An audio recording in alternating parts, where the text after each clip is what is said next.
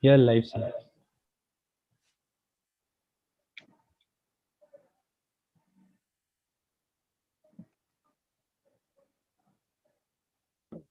Ritik, you may start. Okay, all right. Good morning, everyone. Welcome to the most coveted Think Talk of Technex 21. It is a privilege for all of us that today Mr. Anil Kumar has honored us with his presence amongst the students of IIT BHU and the participants of Technex across colleges from India and beyond. And we find ourselves extremely fortunate and grateful to be able to listen to him and gain insights about the consulting world. A brief intro about him. Mr. Anil Kumar is the managing partner at Mindspan LLC, a business advisory and personal investment firm in healthcare, tech, and education sector. Along with this, he serves as the president of Retrotrope, a biopharmaceutical company developing drugs for intractable diseases of cell degeneration. His consulting experience comes as he has also been a senior partner and chairman of the Asia Center at McKinsey and Co. In fact, in 1998, he created and led the entire internet consulting practice at McKinsey, which eventually grew to represent a quarter of the firm's business. Additionally, he also founded McKinsey's consulting practices in three other areas: outsourcing and offshoring, which spearheaded India's remote service revolution, business building, entrepreneurship, and globalization. He was also instrumental in establishing and growing McKinsey in Silicon Valley and in India. His contributions spread into education as well, as he is the co-founder of the Indian Business School, which is amongst the top 15 B schools worldwide. He also advised former Prime Minister Vajpayee on expanding technical education and creating more IITs in India, and assisted various IITs in growing student capacity to provide significantly enhanced access to quality education. He is on the board of the Internet University in India and the ACE Charter School in San Jose, California. Mr. Kumar received an MBA with high distinction from the Wharton School. He has an MSc in Applied Mechanics from Imperial College, University of London, where he ranked first in the university, and earned a BTech degree with distinction in mechanical engineering from the IIT Bombay. The talk is going to be divided in three parts. The first is going to be getting into consulting. The second is about surviving in consulting. And third is excelling post-consulting. In these three talks, after every section, the floor will be open for Q&A. And you are encouraged to ask more and more Q&As regarding the three topics as they come by, so that Mr. Anil Kumar can guide us all and give us all the insights that we need from him. So without further ado, I welcome and thank Mr. Anil Kumar to inspire us all and let us absorb all the knowledge and insights you can get from his precious time. Mr. Anil Kumar, everyone. Thank you so much, Ritvik, and also for the organizing team for Technex at BHU. I can't tell you how special this is for me. And I was trying not to say this, but I have to say this. My father was a student at BHU, and I always heard stories about BHU and his friends and the swimming across the river and all the little episodes. And his closest lifelong friends were from his class at BHU.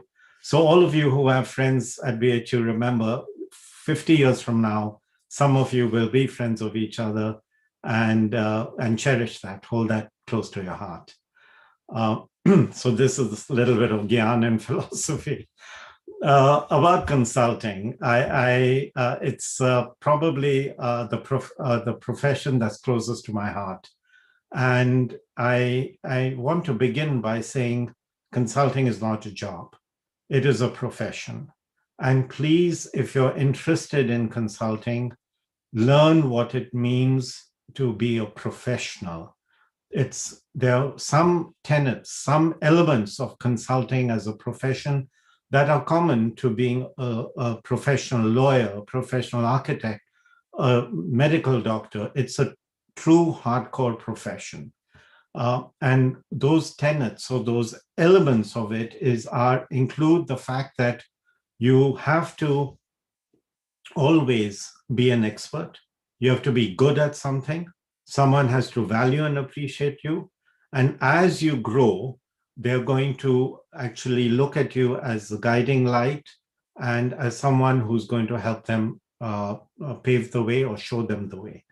So as a profession, it's a caring profession. You cannot be a consultant without a client. So your client is absolutely the core of what you're about, and helping make them successful is the core of what you're about. Now, along the way, you'll have many types of clients. As you grow, you'll have junior clients, more senior ones, you'll have boards, etc. But at the end of the day, your client is what is your guiding light. So, I just want to again recap. Consulting is a profession, and it is about helping and caring and helping the company first and foremost, helping the company's stakeholders and its various ecosystem, and helping your individual client. So that's the professional aspect. So what do firms look for? How do you, so as you mentioned, Ritvik, my talk is in 3 parts. Number 1, how do you get the job? Number 2, once you get the job, how do you do really well at it? And then number 3, once you cease being a consultant, what do you do with the rest of your life? But number 3 is important because the half-life in consulting is kind of short. And for some, it may be what they want, but for others, it may not. And so while you're a consultant, you also got to think about the next step. So let's start with number 1. How do you get the job? What do consulting firms look for? They look for a number of things, but I will, again, leave you with one key idea, which is called the airline test. The airline test is, if you're sitting next to someone on a plane, are you going to be interested, intrigued? How are you going to project yourself to that individual next door? If you're the consultant, or if you're the non-consultant, how is the non-consultant going to be interested in what the person next to him or her on the seat going to say? So the airline test is, would you like to be in a plane with someone for a long flight and enjoy speaking to them? That is actually a very fundamental element of when consulting firms look for someone. So they're interviewing you, and actually the interviewer may be thinking, would I like to be sitting next to this person for a 2-hour flight, for a 5-hour flight? What will we talk about? What will we share? Is this person going to be utterly boring and nerdy? Are they going to be energetic, vigorous, interesting? Am I going to enjoy, and will the time have flown by just because of the interests and all the various things that this candidate projects along the way? So during the interview, you've got to show that you have a very wide range of interests. You have substantial curiosity. You keep wanting to know more, and you, not from the person next to you on the seat, but in your life, how you have shown curiosity and learned along the way, that you're a continuous learner. These are the elements that come across in the airline test. So I want to keep it simple and say there are many subparts to the airline test. I'll give you a few.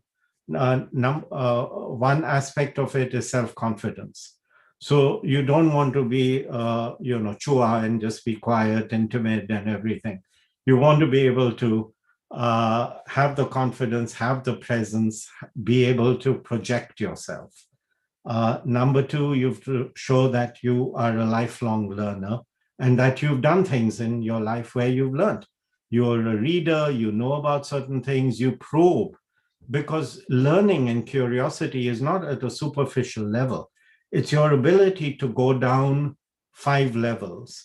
Some people call it the 5 whys, which is you ask yourself why to one, then why to the answer to that, then why again. So you're showing depth of learning and depth of curiosity. You need to show a certain spirit, energy, vitality, vigor in just how you speak and project yourself. You need to be able to show presence. presence as, there are two types of presence, and I want everyone to think about that. One is always, if during your interview and in life, if you choose consulting as a profession, dress up a notch. You will never be chastised for being overdressed. You will be looked on, and people will remember you if you ever were underdressed. And by the way, dressing up a notch is also a sign of respect. I'm dressed today in a jacket and so on because I respect you. I feel that you deserve it. It's an important aspect of presence. The other form of presence is how well you listen. You have to be in the moment. You have to be totally focused. You have to be looking like you are absorbing, you're listening, you're reflecting, and you're going to then, by the nature, and always question. You can achieve more through your questions than you can through saying anything. Always remember that. In your interview, ask deep, penetrating, insightful questions. And by the way, you don't have to come across as though you're some genius or Einstein. You just have to show that you're listening, you're hearing, and you understand. And if you don't understand, ask what is called a clarifying question. Just say, paraphrase it and say, is that what I understood you to ask, etc. So the ability to listen and question is really important in landing the job. And tenacity and perseverance. If you don't get the job the first time, apply again. Go back and think about why you didn't get the job and apply later on. I want to say it's no secret that when I first, I made it through all the rounds at McKinsey, and I was only very young, 22 or something. And no, maybe 23. But I made it all the way. And at the very last set of interview, the last single interview with the head, I didn't make that cut. But I went back, I thought about it. I realized what they were looking for is greater maturity. I worked somewhere else and I applied again in 3 years and I got the job, right? So you need to have that level of do you really want it is an important aspect of it. Now, how can you best be prepared? So this was about what our firms look for, but how can you be prepared? Number one, look into the pond. What do I mean by look into the pond? I mean, look at what you're trying to join, the firm you're trying to join. What is their character? What is their nature? What is their DNA?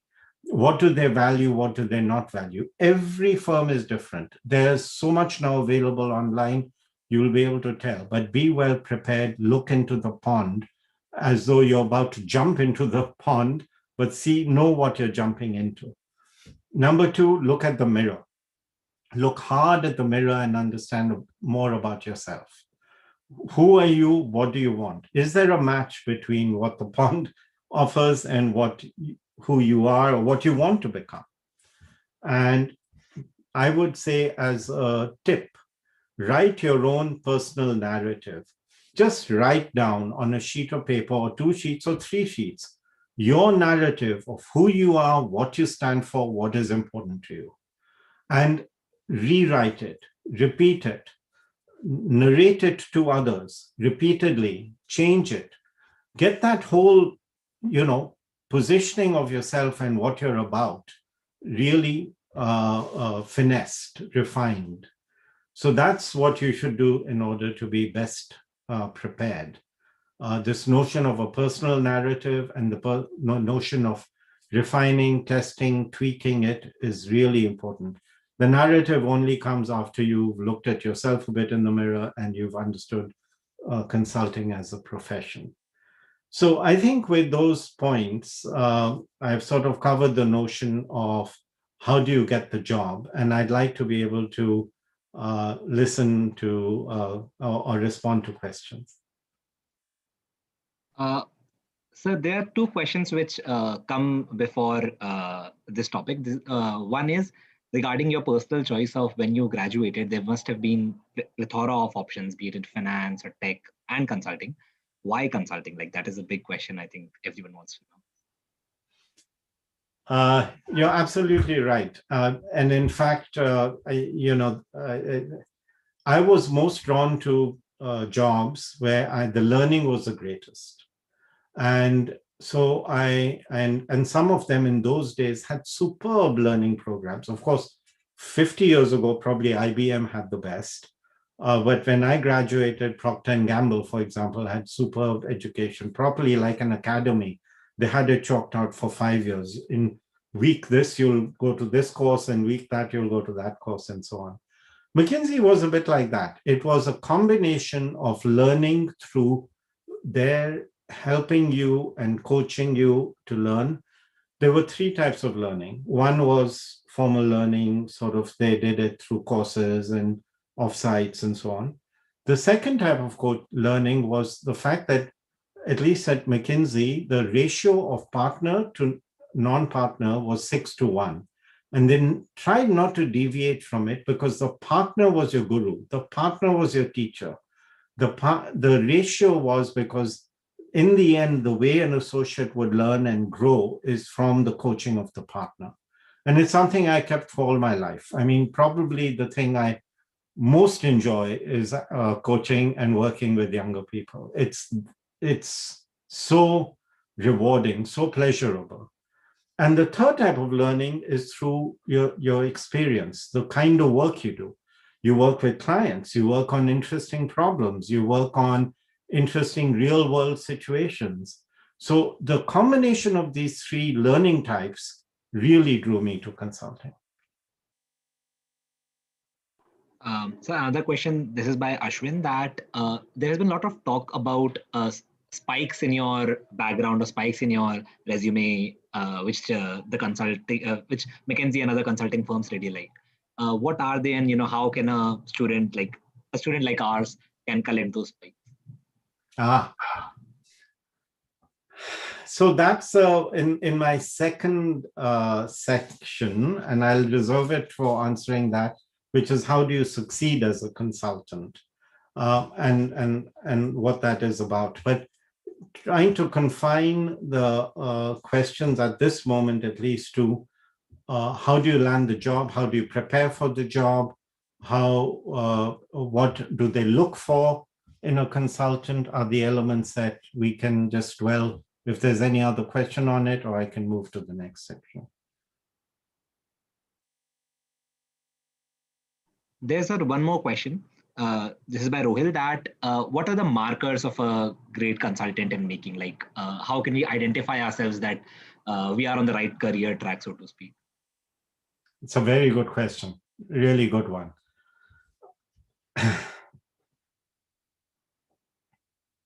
It's a really good question. So let me answer some of the things you need. And I'll give you the non-traditional answers, not the obvious ones. There's many obvious ones. One really non-traditional one would be you need a thick skin. You cannot be super sensitive. Consulting is a lot about rejection. And you have to learn, and you learn through that. And when I talk about how you succeed as a consultant, I'll explain that. But the marker in your personality has to be that you have a thick skin. Some of the other markers, you obviously, being at IIT BHU, all of you have excelled in what you do. Don't forget, even if you get rejected, that you are very, very good. Okay. Just because you're rejected doesn't mean you're not good. So this notion of self-learning, of learning from your experience, of learning, because consulting gives you such a range of experiences. Ask yourself, and that's what I meant by look in the mirror. Ask yourself, am I the sort of person, what were the last 3 things where I felt I disappointed in the outcome, or I felt I didn't get what I wanted? What did I learn from that? What did I take away from that? How did I change as a result? Those are the kinds of markers that you can figure out if you are a good consultant in the making.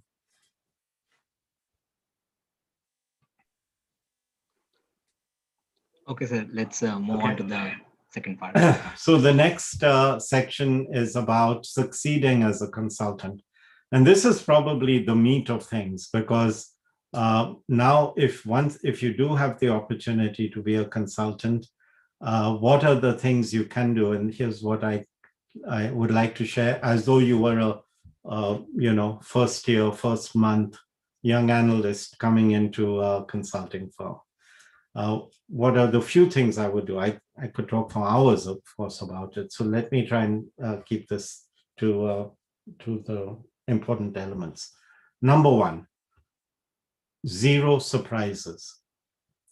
You have to be good in communication, but do not feel that because you're a consultant, you have to go do something, and and if you're falling behind, if there's a delay in a deadline, I'll give you a perfect example. As a consultant, you get your data from clients or you get your data from outside. There are many sources of data that come in, and you do a lot of analysis and synthesis. If one of your data sources is behind, many times your client will say, "Oh, I'm really, really busy. I've got all my day job. I'll only be able to give it to you in a week." Don't feel that you can keep pestering the client and that they will give you the data earlier. You've got to communicate it with your team leader, your project manager. They know how to capture shortcut the system. You have to communicate it within your team so they know what challenges you're facing and they'll be able to help you. So you've always got to communicate, and never have any surprises. So that's important. Number two, your persuasive ability. Practice how you are going to try and convince someone else of something. How good are you at persuasion? And persuasion comes in multiple forms. You see, when I was at IIT, I thought persuasion comes from just hardcore logic, I'll out-logic someone, right? It doesn't kind of work that way. In fact, most of persuasion comes from emotion. Most of the wars in the world today are fought because of emotion. They're not fought because of logic. People are dying in various places. It's all because of emotion. Emotion is a really important, powerful force, powerful energy. So learn how to be able to persuade using different techniques. I'm not saying emotion is the only one, but I am suggesting that there are many techniques of persuasion, and learn what that is. The other one would be writing. This also in part of communication, right? Communication first was no surprises. Second was persuasion. Third was writing skills. Practice. I was fortunate. I went to, fairly good schools. I was taught in English. I thought I knew good grammar. I thought I knew how to write. But even as a young partner at McKinsey, the senior partner once took one of my reports and sat next to me, and I will never forget this guy. And he just went through line by line and changed and edited it and told me how and why he was doing this. So learning how to write well is something you will always have room for improvement, but you've got to start somewhere, somehow, and keep writing. Communication and consulting is all about writing. It's not about PowerPoints, by the way. PowerPoints is just a way to be lazy. Writing a narrative, writing something with a beginning, a middle, and an end, writing something which is a situation, a complication, a resolution. There's so many formats of how you make arguments while writing. You can read about them, but practicing it and trying it on each other, by the way. If you want to get a job in consulting, or you have a job in consulting, write something, run it by your team, or someone on your team, and vice versa, right? So that's the next one. And the last is, whatever you communicate, there are 3 C's. You've got to be coherent, which means, are you even making sense? You've got to be compelling. Are you persuasive? Are you able to convince someone? And are you cogent, which means, are you doing it precisely? Are you doing it in a way that is not going to be rambling and so on, right? So you've got to look at communications. That's an important aspect of success. The 3 elements to success as a consultant. The second is, I would say, the meat and potatoes, or the real, the basic aspects of it. So what is consulting? It's actually all about persuasion.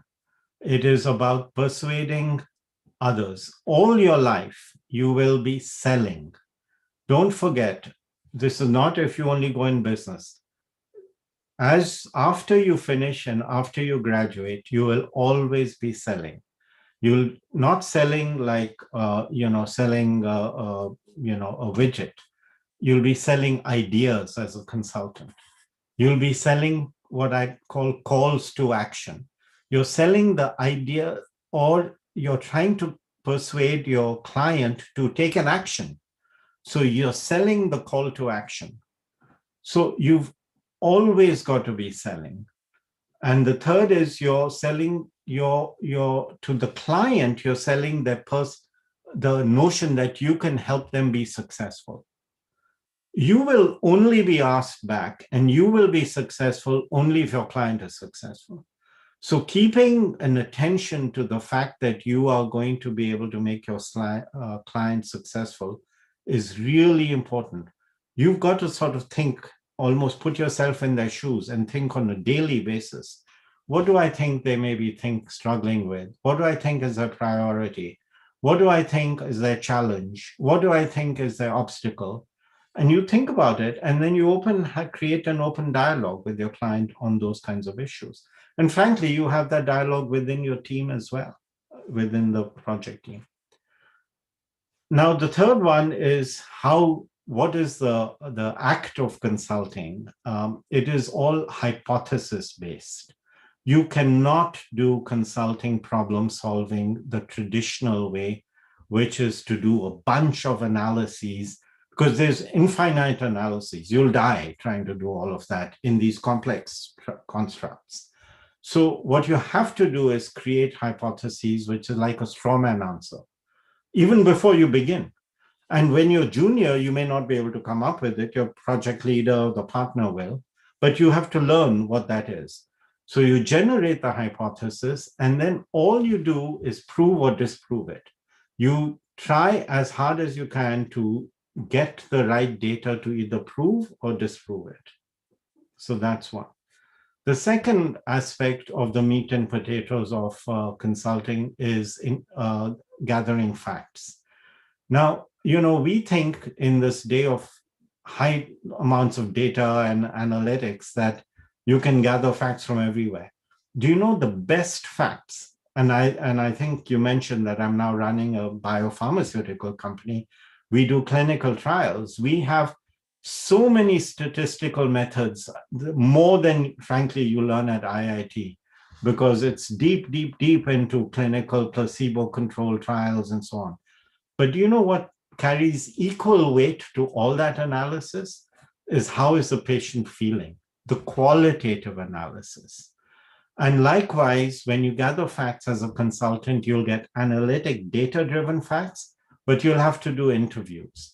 And always remember that the power of the interview, the power of talking to the right people and learning something from the discussion, and this includes, you first have to get your thoughts straight. What is my interview guide?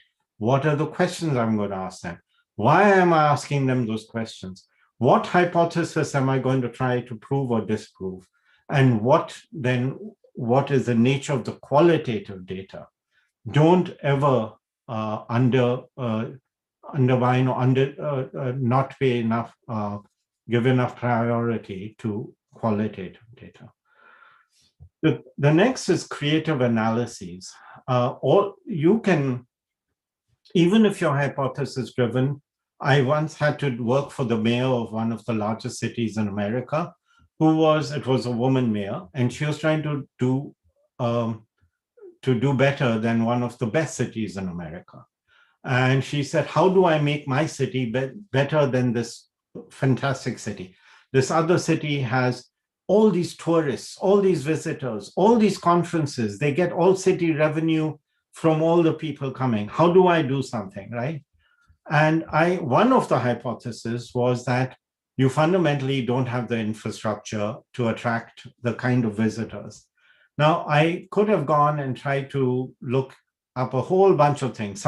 My project leader told me, I was an associate, said, go and figure out how many restaurant seats they have in the city and how many airline flights they have flying into the city and so on and on. And instead, what I did was I looked at how many Michelin star restaurants this city had versus the leading city. This city had one in those days. The leading city had hundreds. So then that was the point, that if to begin with, you don't even have the infrastructure, and it wasn't the only argument, but it was one line in the argument, but it was to say that you need to be able to have places that visitors and tourists who come from around the world will expect and want. So you've got to be creative in your analysis. It was far easier to do that than go around counting every restaurant seat in every city. So the other point is that the group is much, much more important than the individual. As a consultant, you are only an individual, but the group is important. The group gets the answers, you don't get the answers. You're just one piece, one cog in the wheel, one piece part. And we used to always say it's the Lego man approach, which is the way you create a Lego is if you have a very complex Lego, really complex, and you have to do it in a certain time. The only way, if you have teams and you have 5 people, say, per team with this massive Lego, is you divide and conquer the Lego. You say, you do the arms, you do the body, you do the head, and then you kind of bring it together. There's no other way, actually. And that's how consulting is about speed, efficiency, and getting the job done. So it's group over individual. The individual has a role and a part, but the group brings it together. So that's my little bit on succeeding as a consultant. I'm open for questions on this. We have many questions, and I'd highlight the most interesting ones for you. Okay. The first one was that when you were talking about writing and you were talking about how a mentor explained to you word by word the importance of each slide. How can we as students look for good mentors? Like, how do we find good people to guide us through this process? I sit on the board of the ACE Charter School, as you mentioned. And by the way, today in Silicon Valley, the school's opened again. So it's a very big day for us. I mean, it's been so difficult. But what I tell students, and these are students in school, right, is even when you're in school, even when you're 16, 17, 18, who is your personal board of directors? Create your personal board of directors. Ritik, if I ask you right now, who's your personal board of directors? And you had to say, okay, I found this professor, this person from the nonprofit work I do, this person from the sports I play. Who is your personal board of directors? Each of you, people are willing to be that, but you have to ask. The responsibility is yours to figure it out and to go to someone. Actually, people love to help, but they don't know that you want, you want that, right? And also, I would say, don't make it transactional. Make it enduring, make it long-lasting. People get reward out of actually seeing Ritvik, grow as a person over the next 5 years, not, some one transactional thing. So the next question is that it is quite popular that consultants have late nights and long hours. Has the scenario changed over the years, or why are those long hours necessary in this profession? Learning. It's a lot of learning. You're trying to compress almost 2x the learning into your per week compared to many other professions. And it's very hard. The net result is good. At the end of 5 years, you've learned things that your peer group may have taken 10 years to learn. But I'm not saying, that everyone else is left behind, but it is a very intense learning environment. And I would say, I had a mentor who said he was a senior partner. He said, I still come into work with a feeling of tension in my stomach because I don't know the answers and I have to learn. And if so that's really what it is. In the beginning, it may sound like you're doing grunt work, but why are you doing the grunt work? It's to be able to spot like that a quality issue. As you grow in a consulting firm, the clients trust you. They trust you, it means you can't make errors. How are you ever going to, given the volume of stuff you're going to see, the only way you're going to be able to spot errors is if you've gone through it time and time and time again. I've seen so many Excel spreadsheets in my life that right now, even my head of finance, who has this extremely complex spreadsheet with more pivot tables than you ever want, I can go like that and spot something that doesn't look like it aligns. So it comes through learning and relearning and doing and redoing. So there's this interesting question by Akshay. It has two parts. First is you were talking about persuasion and interviewing with clients.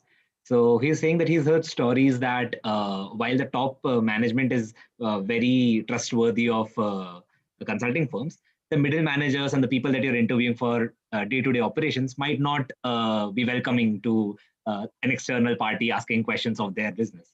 So I think that requires some sort of persuasion. So one, how can we develop those persuasion skills in our college level environment? And two, do you have any anecdote regarding when someone was being a bit tough to handle and you won them over? Yeah. So the first one, we're all actually quite fortunate to be Indians. I would say the most important is humility. Be humble. This is not an ego thing. In some other environments, ego is important, but I know it comes naturally in the culture in India to be quite humble. And, it's recognize who you are and what you do. And the fact is you are an outsider. You're an alien body in an organism, which is the organization. And so you have to be accepted. And one easy way is to always be humble.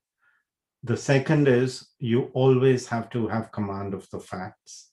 The third is when you try and portray the facts, you do it in a way that is gentle, that is confident, but gentle. And the fourth is you absolutely, and maybe this should be the first, is the client should know that you're only there to help them.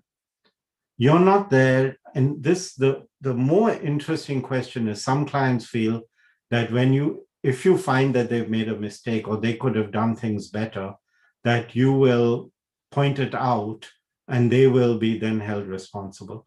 That's not what consulting is about. Consulting is about trying to make that client successful. I used to really, really think hard about everyone I would meet, even when I was junior, about what is their next step, what is driving them, what is going to make them successful. It's the only way. An anecdote from my more junior days, it sort of became a little easier when I got senior, was I was working for a Japanese subsidiary, a Japanese company, sorry, but their US subsidiary. And it was totally bizarre. Every position in the company had an American and a Japanese for the same job, same title. It was like having two people in every single job. And they wouldn't always get along with each other. Forget about some third-party consultant, right? And so trying to convince even the two of them that on a subject that, for the Japanese, it was easier to be very humble and they would always bow, but half the time you didn't know if they even understood what you were saying.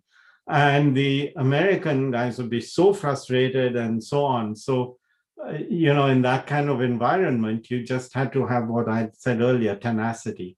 Just have to keep going back. You just got to be, you schedule a little time, say, thank you for this meeting. You've given me something to think about.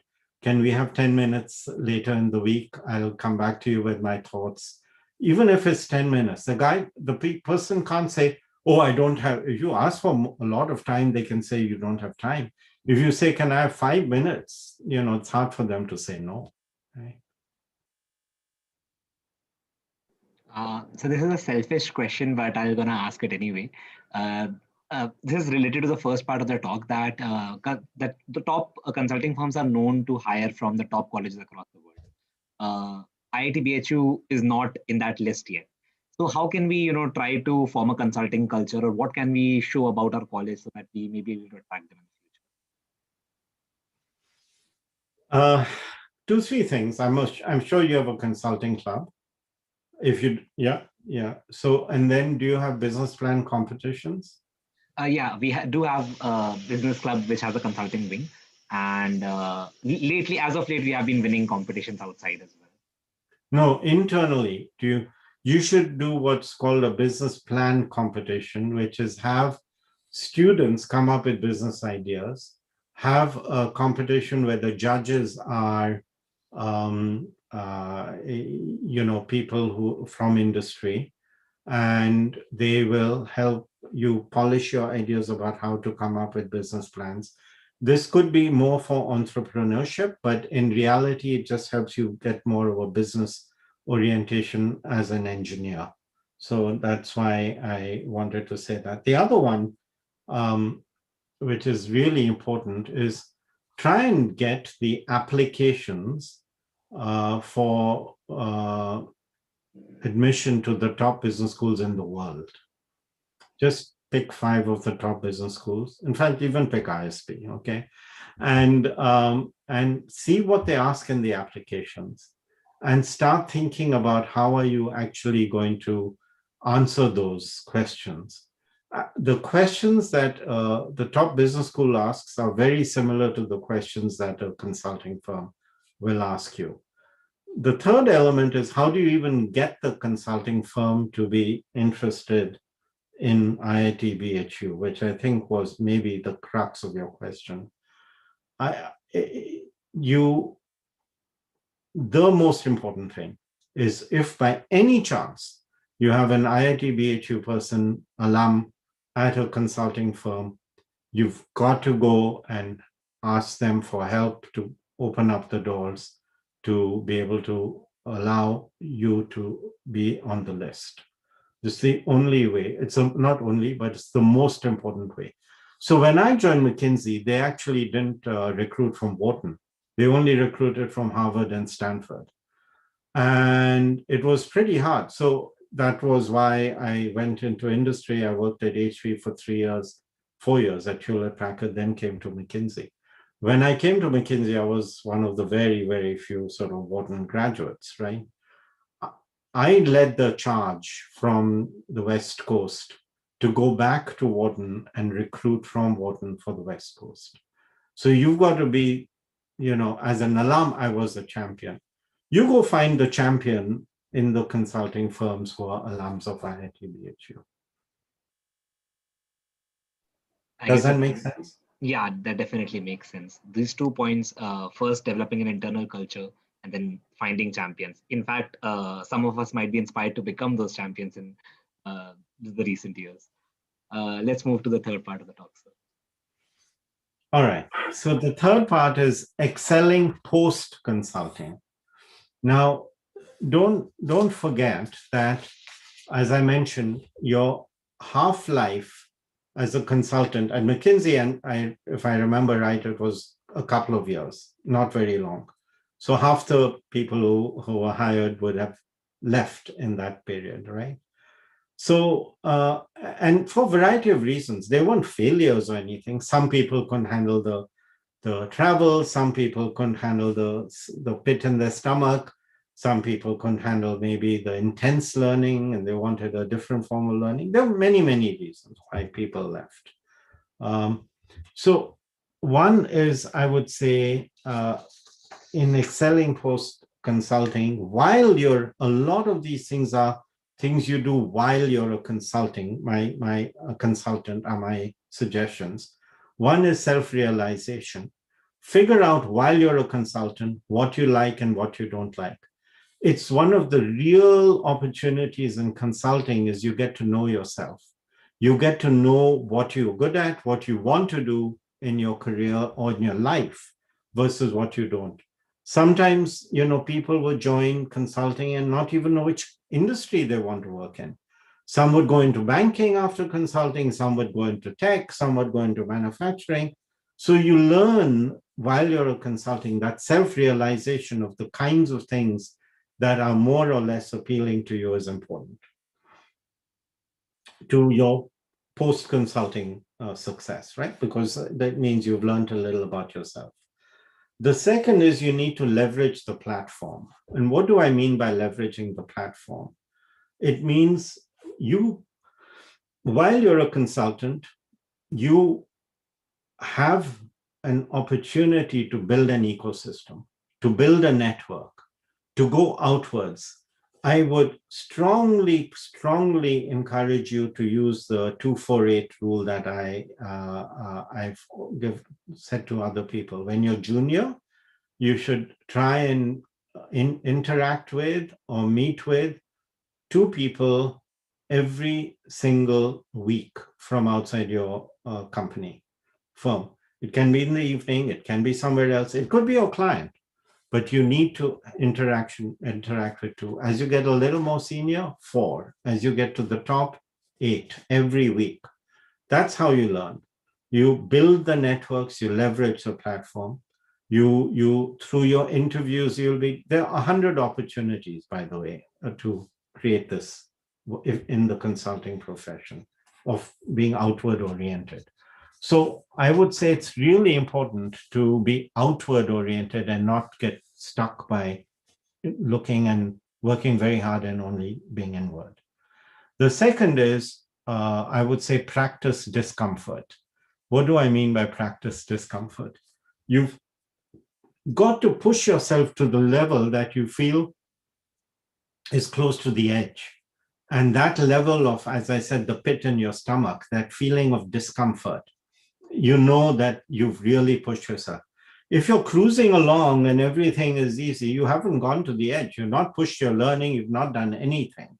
And you need to practice that discomfort because it'll be a lifelong trait so that you will be a lifelong learner, a lifelong pushing.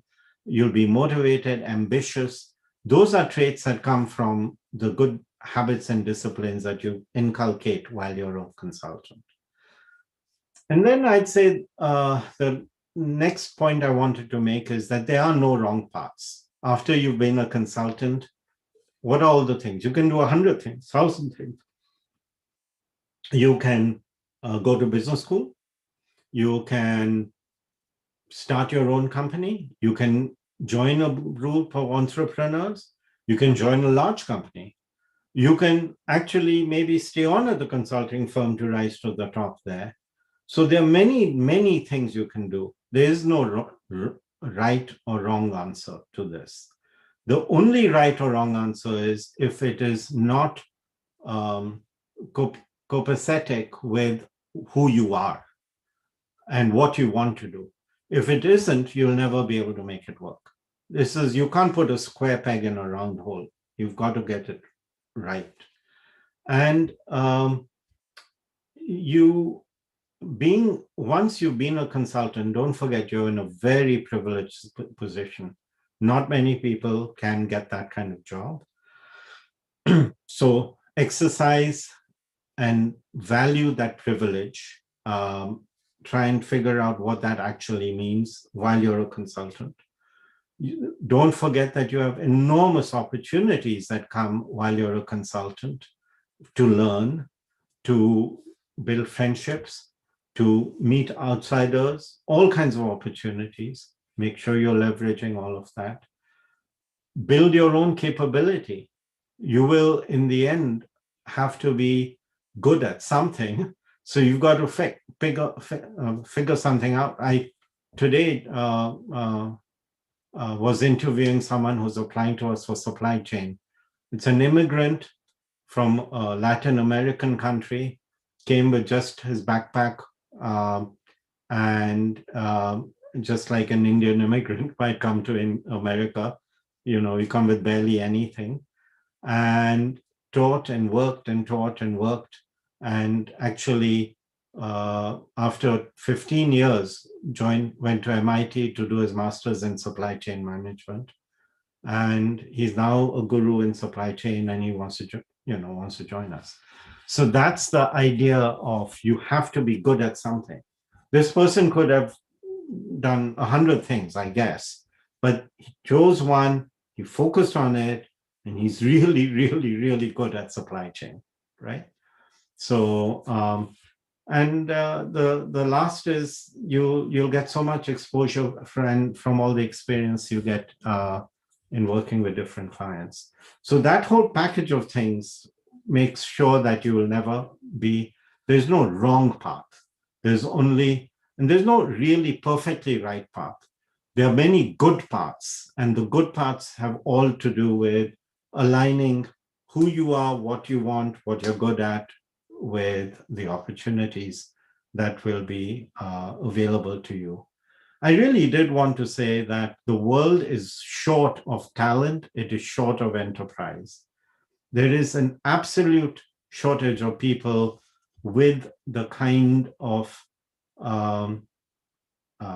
ability and capability that I hope each of you students at BHU will be able to develop, not just as consultants, but in life.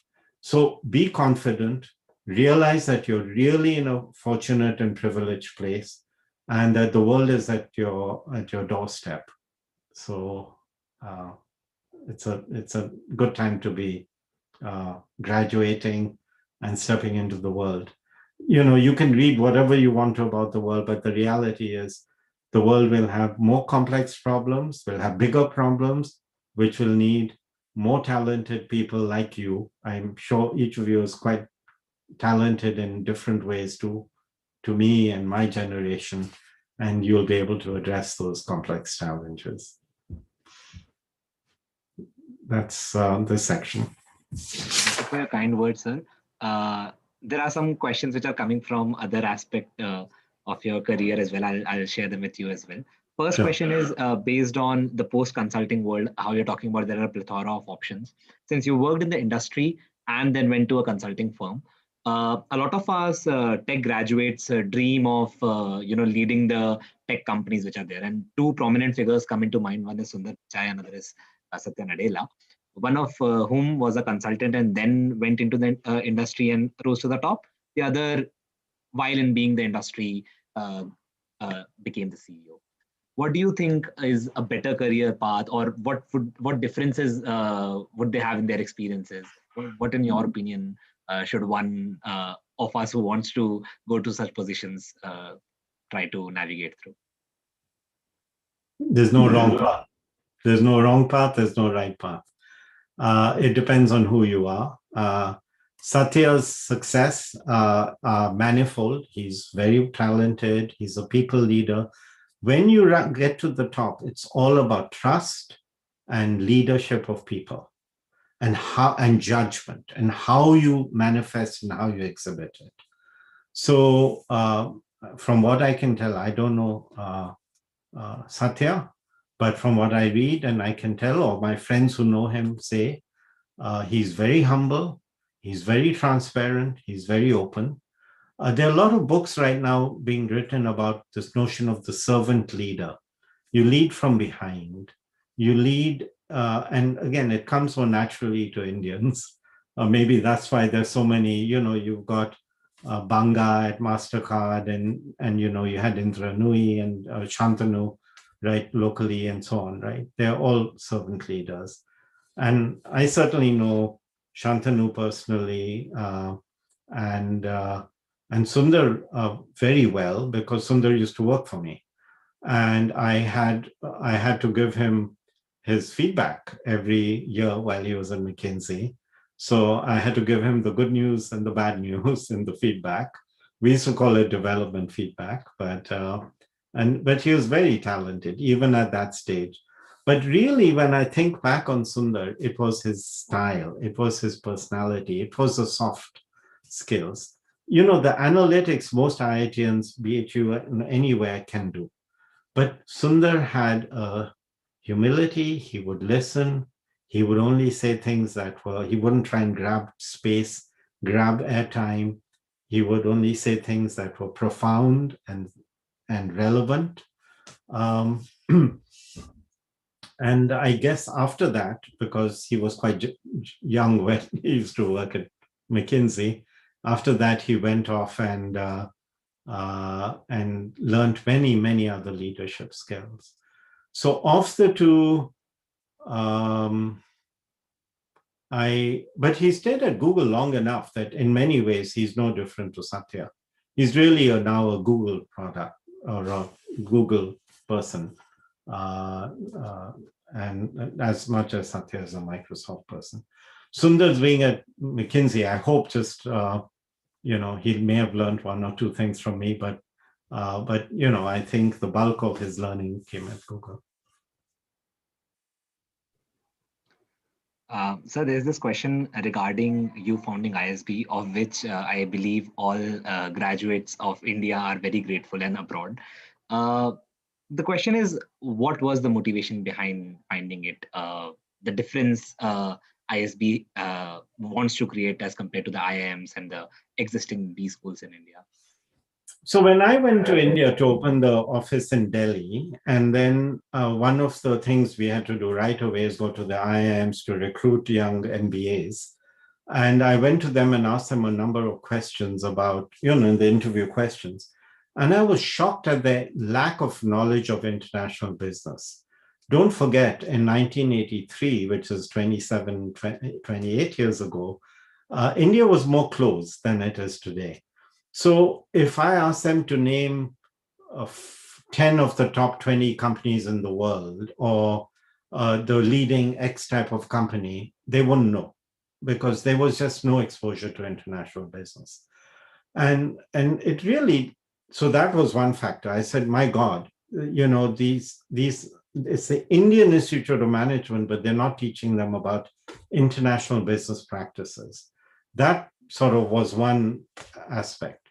The second, I was just fortunate enough that I was at business school with Anil Ambani, and he was a good friend of mine in those days.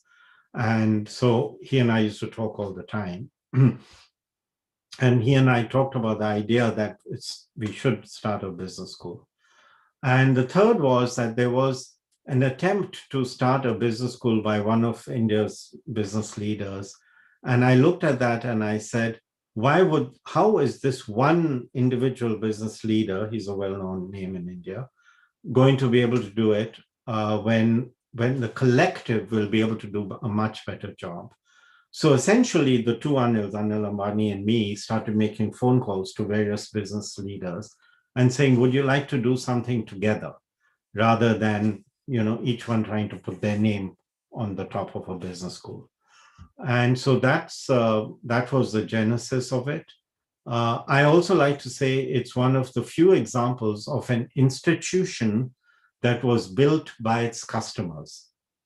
There are very few institutions that have been created, conceptualized, formalized by its future customers, right? And that made for a special ingredient for success. It was a real labor of love for me.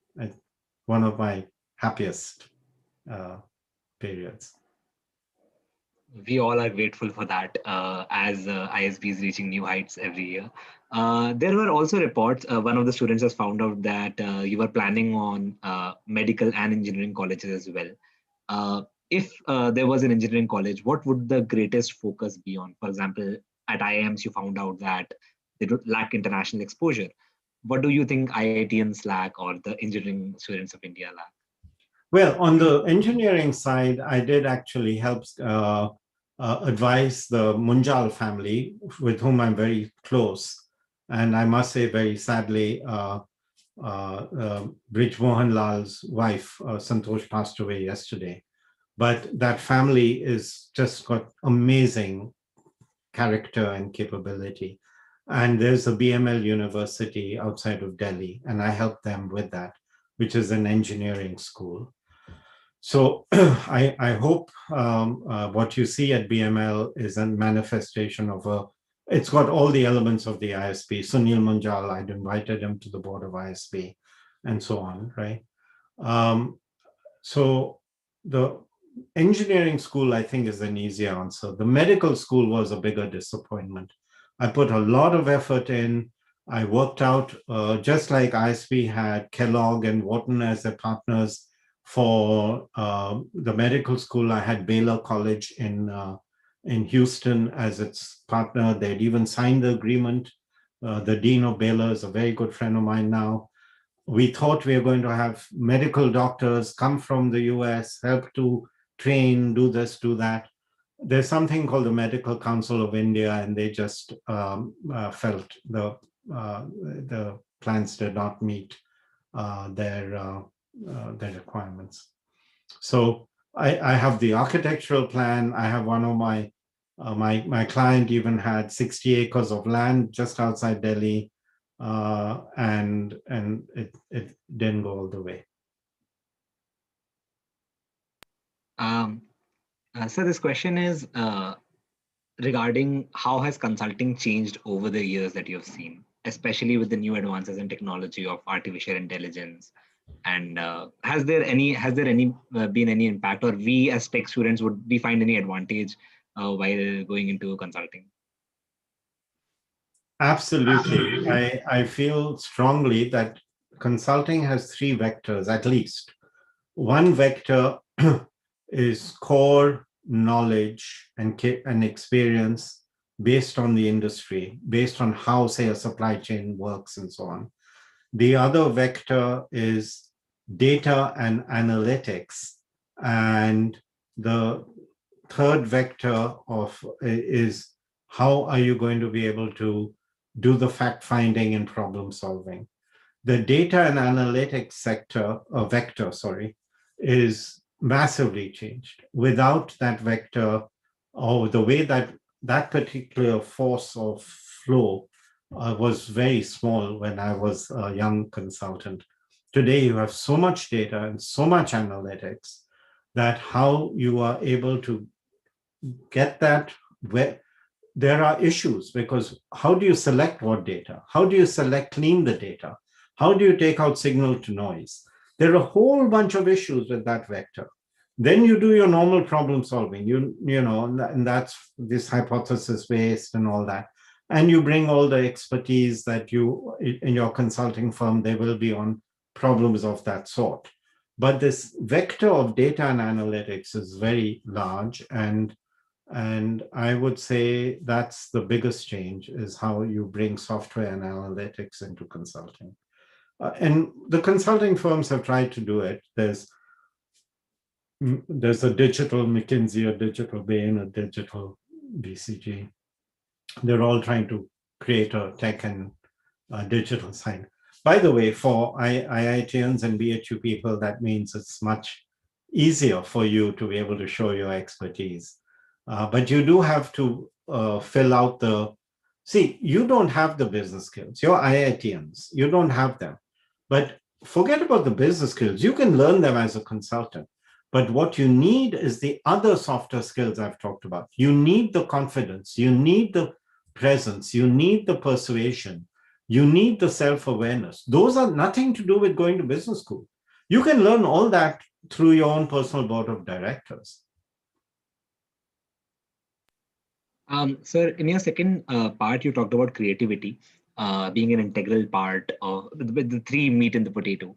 Uh, but from the experience of the students, when they read books like Case in Point, there are lots of frameworks and lots of guidelines on how to approach a case.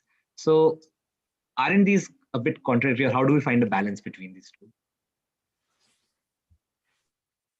I've often thought about that because when I'm trying to hire the best talent, I sort of think to myself during the interview, is this person going to be really creative when they join the company or not, right? I mean, how do I know? It's something that's a little bit inborn, but you need, being an Indian, you're very creative. I have to tell you, think of your world as a global platform, not the Indian platform. And in India, you learn to have backup plans and backup to backup plans. If I had to go to the airport in Mumbai during the monsoons, do I keep 4 hours in case there's a water along the way? Do I keep 2 hours? Do I keep three? What if I keep 4 hours, but I reach the airport in 1 hour? You're thinking constantly about different unplanned, unforeseen elements. And that actually is very important. I think it's ingrained on many people, who've grown in the Indian environment and try to be efficient and good about things, which is you learn to be creative with your solutions. It's not jugaad, by the way. It's nothing to do with jugaad. So there's an interesting question, and I guess it is more on the industry itself. That companies have smart individuals amongst themselves, smart executives. Even governments have a whole array of bureaucrats, be it in India or in other nations. Where does the role of a consultant or a consulting firm comes in between all of this? Like, why do we need consulting as a profession? I think the most important is you sometimes need a catalyst for change. You need someone to come in, and a consultant as a profession, your role is to help bring change. You have to sell the idea of change. If they're not going to change as a result of your being there, there's no point your being there. You've got better things to do in your life, even if they're paying you, crores of rupees. So the issue is, why is the client, is the situation change ready? And that's for your more senior people to figure out. If they are change ready, then you've got to say, why did they not change themselves? That's the next question, all those whys. Why did they not change themselves? Is it that they didn't have the facts? Is that they didn't have the conviction? Is it that they didn't have the way to be able to look at competition or an integrated view of the system, the entire system? You've got to ask yourself, why has that change not happened? And then you've got to try and address how to be able to solve that change. Clients come to you when they're a little more change ready. They're not going to hire a consultant just, to randomly collect more data. At least the better consulting firms, right? Not just McKinsey, Bain, and BCG, but also Anderson and Ernst & Young and so on, Deloitte. They hire all of them because they're change ready. They want to be able to, or I've sometimes a client may ask if you, I remember one of my when after I left McKinsey, my personal clients in India had retained Deloitte to do some work. And that was because they wanted to make some acquisitions. And so Deloitte, but they were change ready. My client wanted to do those acquisitions. There were a number of reasons why. There were a number of things we put down as the profile of what they were looking to acquire. So they were ready, right? That's why Deloitte came in and so on. Sir, although we are eating away at your precious time, there are a bundle of questions. So I just quickly ask one or two more of them. One is, and this is an interesting question, that if you were a young student in 2021, how would you, with all the experiences that you've had, what kind of path you would set out for yourself?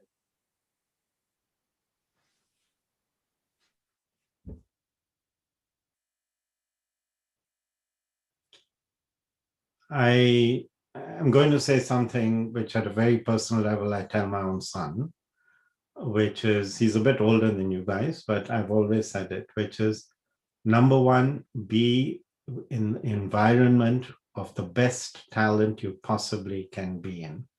Go to an environment where they're very talented people, because you learn from talent. So